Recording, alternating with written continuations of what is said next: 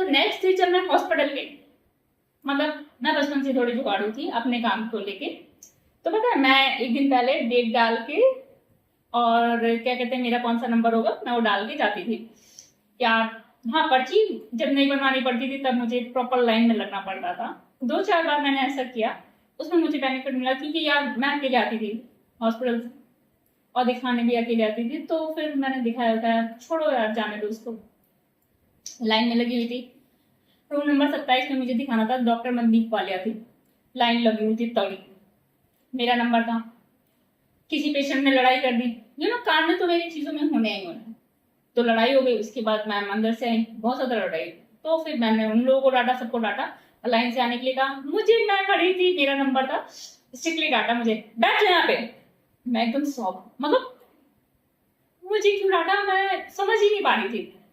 मैं बैठ तो गई, मेरे अंदर घबराहट होने लगी, मतलब मैं क्यों क्यों दिखाऊं, क्या करूं, घर चले जाओ, भाग जाओ, कुछ नहीं समझ में आ रहा है।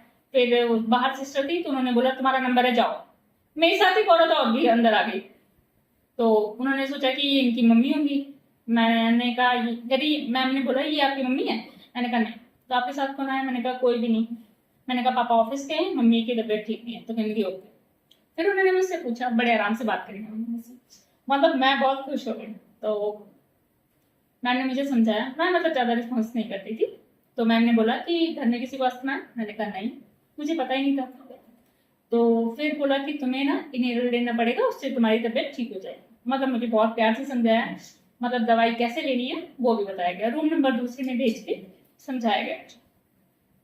फिर नेक्स्ट डे जब मैं जाती हूँ तो सिस्टर बैठी थी, कहने लगी मैम तुमको याद कर रही है। भाई मेरा दिल गार्डन गार्डन हो गया यार, मैं इतनी खुश हो गई मैम मुझे याद कर रही है।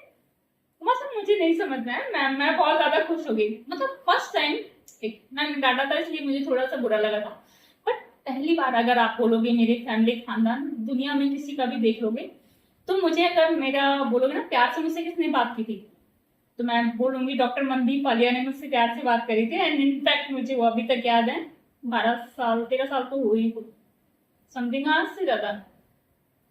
मैं बहुत ज्यादा खुश हो गई। फिर उन्होंने बोला प्ले है, पार्टिसिपेट करोगी, मैंने हाँ कर दिया। मतलब मैं उनकी चीजों को ना कर ही नहीं सकती थी, वो इतनी प्रिटी थी, इतनी क्यूट थी मैम, मतलब जितनी तारीफ की जाए उनकी कम है। तो मैंने प्ले में पार्टिसिपेट किया। अस्थमा पर विजय, लोगों को इनहेलर कैसे यूज करना चाहिए, बच्चों को प्रॉपर कैसे देना चाहिए, तो पेरेंट्स को, कई पेरेंट्स को नहीं आता, तो उस पे था। एंड ड्राइंग कंपटीशन हुआ। कंपटीशन होने के बाद मेरी ड्राइंग बहुत खराब थी, एकदम निहायत ही खराब, मुझे नहीं आता था। फिर पार्टिसिपेट करने के बाद वो प्ले खत्म हुआ, फिर हम लोग गए, मतलब मैं नहीं, मैम मुझे लेकर गई मैस में। बहुत अच्छा खाना बना हुआ था, पनीर, खीर, पूड़ी, सब्जी, एवरीथिंग। मेरे प्लेट दी मैम ने मेरे को, फिर मैंने जाके खाना लिया। तो दूसरी से मैम आई, कह लगी तुम्हारा खाना यहाँ नहीं उधर है। तो मैम ने आके बोला मैंने इसको लेकर आई हूँ, इसे खानी है। तो मैंने एक पूड़ी ली, थोड़ी सब्जी ली, वही खा के मैं आ गई। मुझे खीर बहुत पसंद थी, मैंने खीर खाई, फिर मैं आ गई। नेक्स्ट टाइम जब मैं हॉस्पिटल गई तो मैम मुझे बहुत ज्यादा मिस करती थी, मैं भी मिस करती थी मैम को बहुत ज्यादा, मतलब मैं आपको बहुत मिस करती हूँ, आज भी मिस करती थी मैम को। मेरा मन कर रहा है कि मुझसे चंडीगढ़ मिलने चली जाऊँ, पर मुझे एड्रेस वगैरह, फोन नंबर वगैरह कुछ नहीं है ना, मैं जानती कि मैम कहाँ रहते हैं, बट बस इतना पता है कि चंडीगढ़ में रहते। तो मैंने सोचा, फिर नेक्स्ट डे जब मैं हॉस्पिटल गई, मैम ने मेरे को पैसे दिए। मैं कही मैम मुझे पैसे नहीं चाहिए। मैम कह रही मैंने तुम्हें बुलाया था, तुम मेरे काम की वजह से आई थी, इसलिए तुम्हें पैसे लेने पड़ेंगे।